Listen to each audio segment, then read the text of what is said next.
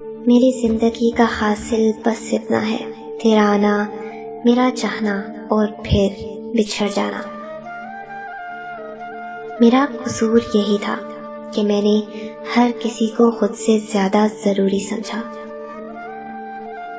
आंसू खुश्क हो भी जाएं तो अपने निशान जरूर छोड़ जाते हैं, तकिए पर, मेज पर, कांधे पर, दिल पर। हजारों सोचें उलझाती हैं मुझे और एक सजदा सुलझा देता है। सजदे में वो पाया जो मैंने खोया। लोगों ने अपने घरों को जन्नत बना लिया और जन्नत में घर बनाना भूल गए। जब दर्द हद से ज्यादा बढ़ जाता है तो इंसान रोता नहीं, खामोश हो जाता है।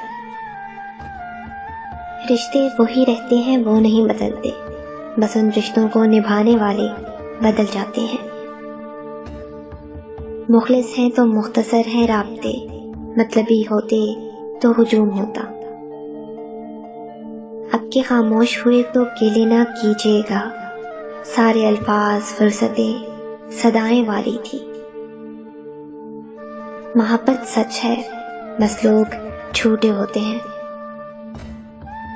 राह तकते तकते जब थक गई आंखें मेरी, फिर तुझे ढूंढने मेरी आंख से आंसू निकले।